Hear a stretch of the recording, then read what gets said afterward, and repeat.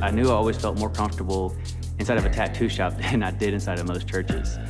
I got into tattooing because I started getting heavily tattooed during the time my wife and I lost a child. And it was during that time of realizing it's such a healing process for me. And I've learned that it's a healing process for other people so much more than I ever would have imagined. Now, I have one client, his wife died on Christmas Day, and he came in for a consult just to talk with me about maybe getting a tattoo in honor of his wife. And he could barely get through the consult. And it's funny, he said, well, just go ahead and get your next client. And I said, no, this is more important. And it took us, 3 or 4 sittings to finish his tattoo.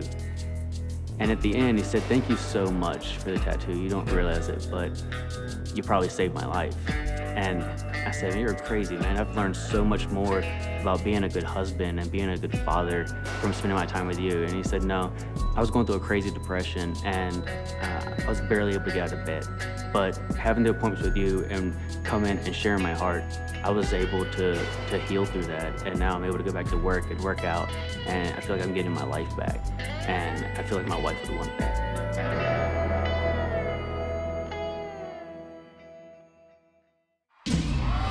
I am probably the last person you'd expect to be a pastor, but I didn't fit into any church I could find, so we started one. A church for the rest of us, right in the heart of Sin City.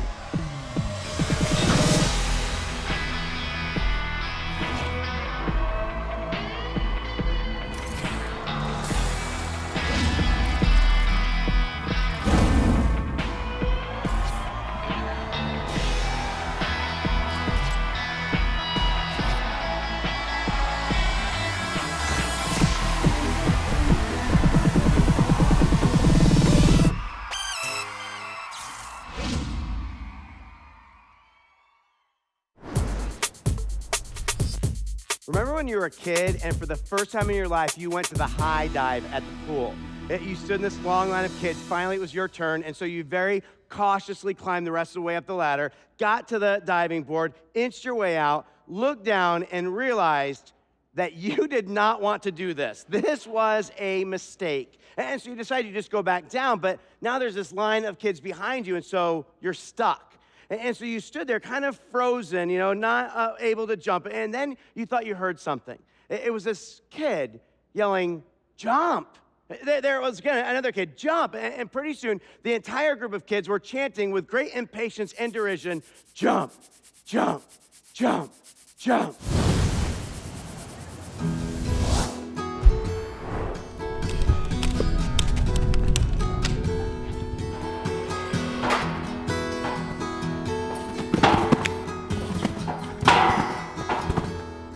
I was a gymnast for years and years growing up. I started when I was very young, and I competed in Michigan.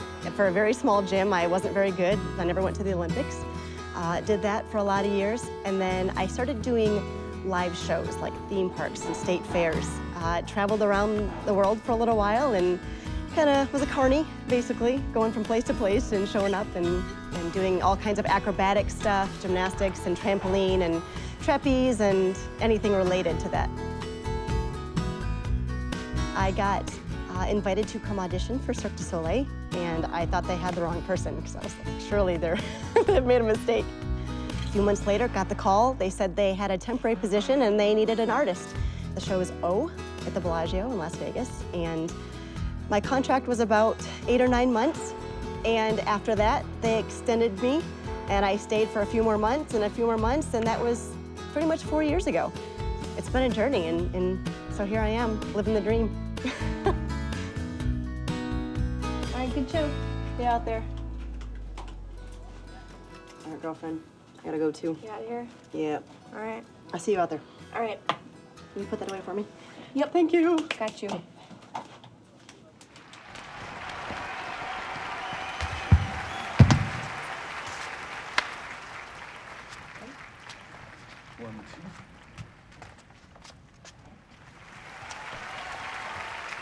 My personal story is unusual in that I read the Bible before I ever went to church or, as far as I knew, met a Christian. And so I was introduced to the idea of what it looks like to be a Christian through reading the Bible. And it's fascinating. When you look at the lives of people who followed Jesus in the Bible, man, he always led them on a daring adventure.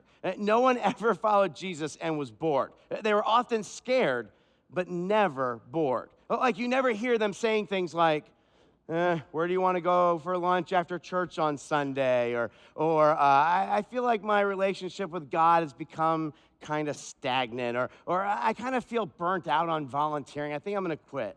No, that's not what they're saying. They're saying things like, but Jesus, we can't make it across that sea in that storm. But Jesus, we need to run away from that guy, not to him. And you know what? Let's just follow Jesus to our deaths.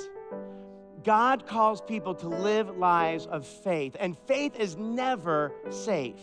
Faith will always force us to jump, to jump. And what I want to challenge you today is to think about where God is calling you to jump. In fact, we're offering a class this week that will help you to discern where is he calling you to jump, and what risk is he asking you to take? What dream has he put in your heart, and how do you go after it? As a church that's reaching people who are so far from God, we try to help them kind of reconstruct their lives. And we offer courses. One of them is called Virtuoso. It's a course where we help you to understand the dream that God has placed in your heart and the resources he's given you to reach it. Today, we are going to talk about my favorite subject, and that is your future. Discovering and creating the amazing future that God has for every one of us. And the way we do that is by setting goals. God knows what's inside you. I had no intention of needing a direction with my life because I've always been really in control of my life and going exactly where I want to go. He said, I came that you should have life and have it in abundance. So what we're going to do today, by setting goals, is start to create that abundance. Pretty much the only reason why I took that class in the first place was because Vince made us. We're going to create a list. This is the way we start setting goals. A list of 100 things that you want to do in your life. I want you to ask this question of yourself as you create this list. And the question is this: what would you do if you knew you could not fail? You see what we're doing here is we're sidestepping the fear. Write music that you can't play. Don't start with what's possible, start with what's cool. Go ahead, make that list. It was pretty cool. I learned a lot about myself that I was kind of surprised. If you can only get one of those items done, which should it be? If only one of those items could come true, which one should it be? Put a circle around that.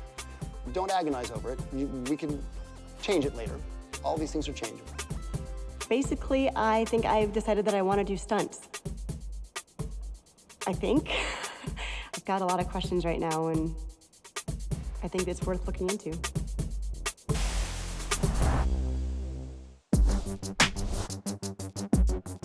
I have my dream job. Right. I mean, I work for Cirque Du Soleil. I work at the Bellagio. That is my office. You know, it's... Got some cool fountains out there, right? I went from doing state fairs and theme parks and all these little shows and worked my way up literally to the top of the entertainment industry. Yeah, of and to the top of that show, you're like 60-some feet up on the guy's shoulders, jiving in the... Yeah, I know. Yes, yeah. And it is awesome. It's everything I wanted to be. You know, I came to Vegas for the show, obviously, but then I met you guys, and I got involved with this awesome church, and I found a family here and a home. I met my husband here, and we're settled, and we love it. And this is exactly where I wanted to be. That's good. It is good. But feel butt coming on. But then I took that class that you guys offered. Virtuoso. Yeah, Goal setting. University goal setting, right? And the only reason I took that class was because you made us. As a volunteer leader, you wanted us to be able to tell other people what it was like. Right. You know, a life of faith is a life of venturing out. It's a life of risk-taking. And God calls us out of our comfort zones to do big things for him. But sometimes it's hard to know, like, is that God calling me? Is it just me? So I was like, sure, I'll take a class on goal setting, even though I've reached all my goals in life. There's pretty much nothing else I can do beyond this. Right. Everything was good. But because of that class, I feel like maybe my goals are changing. To, you know, what? I think I want to do stunts. Like stunt woman? Yeah, like for movies and Really? TV and stuff. So yeah. you're gonna go from jumping off a high dive to stunts. Next is bomb diffuser. You know, whatever comes up. You don't choose very safe options. I don't know. And I feel like maybe God is leading me in that direction, but I've also felt like he led me here to Vegas. And I don't know if this is just me or this class, or maybe God's really trying to get my attention on something.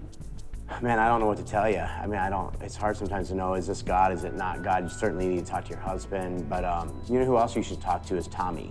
Because, I mean, it's a very similar story where he felt like he was exactly where he wanted to be. He was moving in the direction he wanted to move, and then just felt God call him in a very different direction and kind of uproot his life. And I think that might be good for you to talk to him.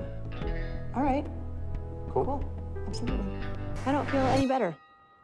I don't know what my husband's gonna think. I don't know what this is gonna mean for my career. I don't know if this is just me being crazy or if this is actually maybe something that God has for me.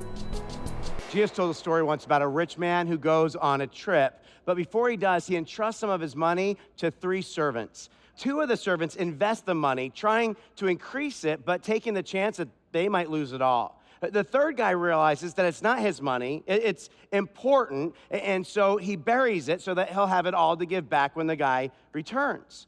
He wants to be safe and not risk losing it.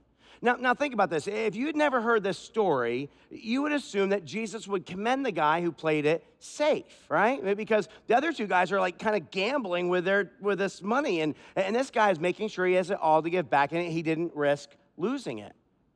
But Jesus doesn't commend the guy who buried his money. He calls him wicked and lazy. See, the guy thought he was doing the right thing by playing it safe, but Jesus doesn't want us to play it safe. He wants us to play it dangerous. It turns out you cannot play it safe and please God.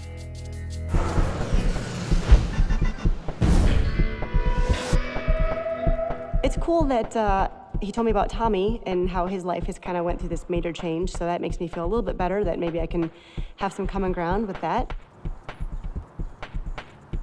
I'm interested to see what Tommy has to say.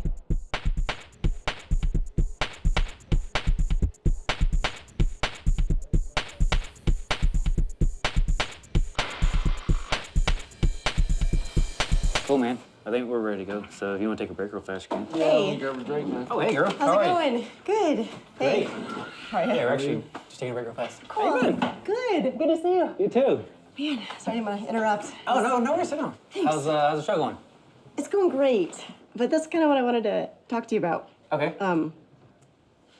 I've loved doing the shows, and I love being with Verve, and all. Right. You know, my life is just everything I've wanted, and I don't know. I took the Virtuoso class with Mike Rayburn about setting goals and all that stuff, and I feel like maybe God has a different goal in mind for me all of a sudden, and I think it might be stunt work.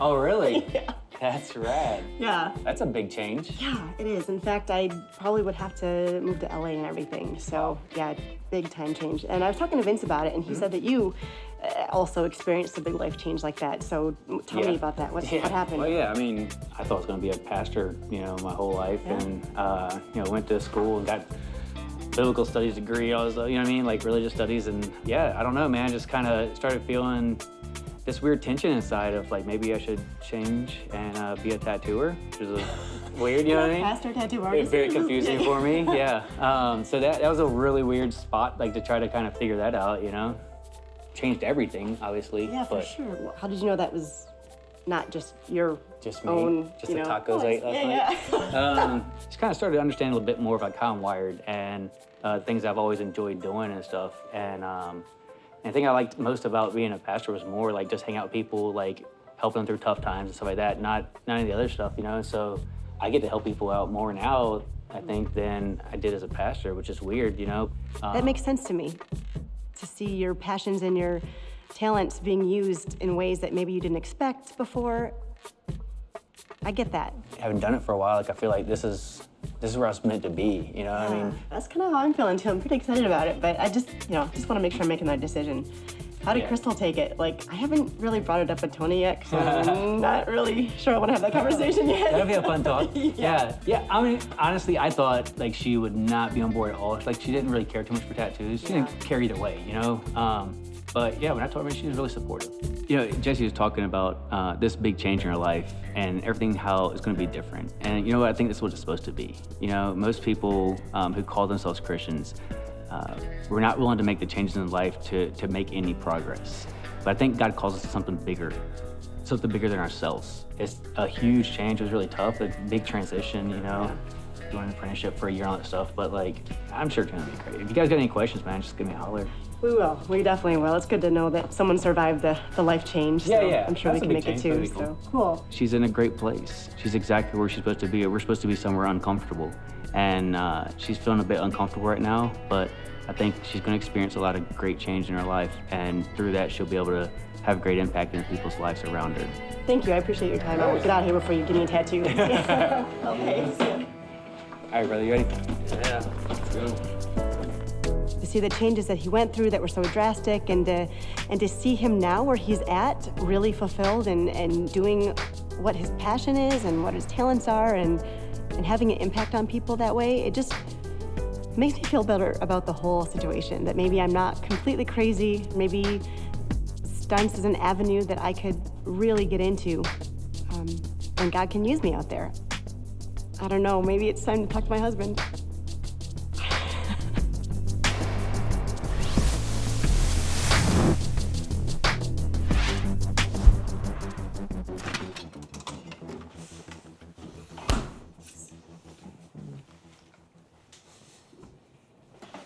So let me get this straight. You wanna leave Vegas and move to LA for a possibility?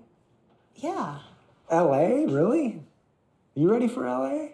Well, I wasn't ready for Vegas either before I moved here, but Yeah, but you had a gig lined up. You know, I mean, you didn't have anything lined I up. have a now. couple connections out there, and I mean, I don't even know what's going on with Cirque. They're doing cuts and stuff, and they might just put me on call anyways. I might not have a full-time job with them, and I just think the timing is right. This is gonna be a major commitment here. Right, but when opportunity comes, you have to take it.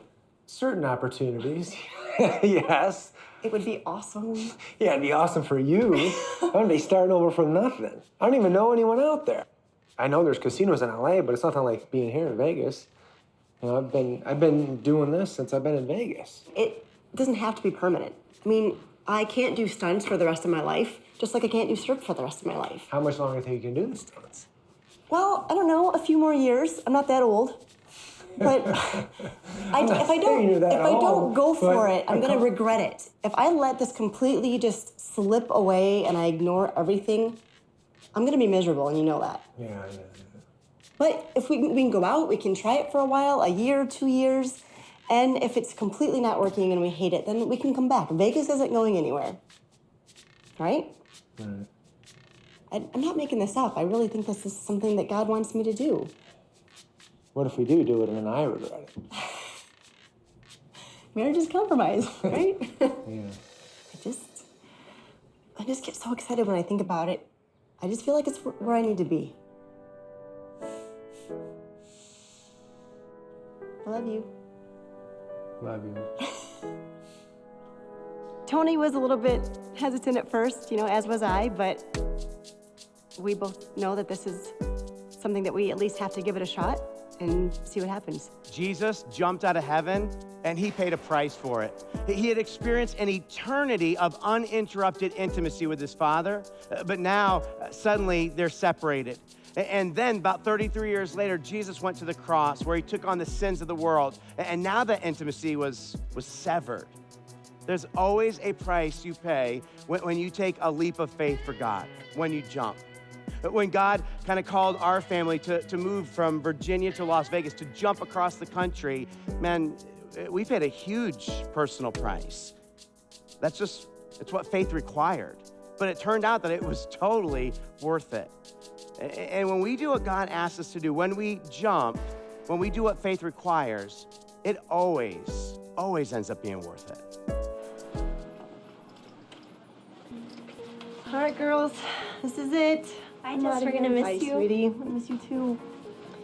Honey. I'm gonna miss you so much. Okay. All right, so I have decided to leave Cirque and do stunts. I'll see you guys.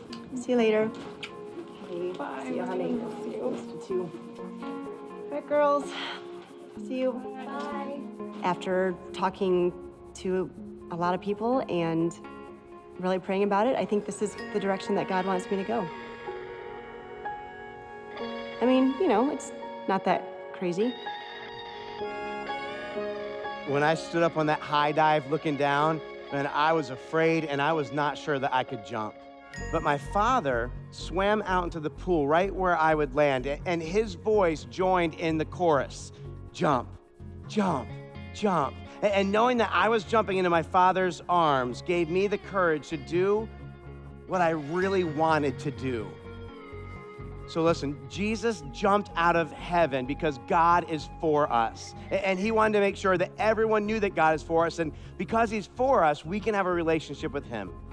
Jesus jumped out of heaven because God is for us, and he's sending us out in the same way. He's calling us out of the salt shaker to bring flavor to his world. He's calling us out of the darkness to bring his light to the world. And he may send us into some dangerous places.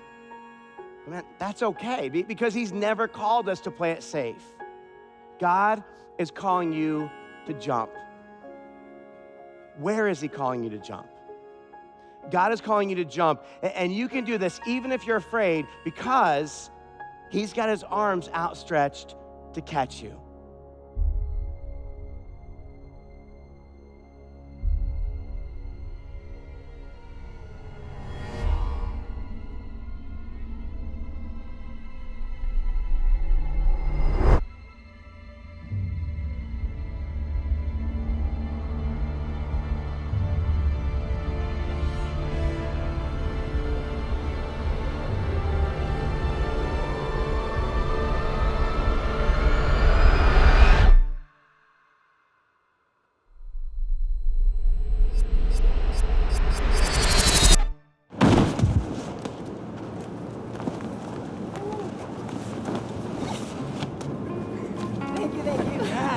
Yes, that was awesome. Thank That was you. really awesome. Thanks. Soft.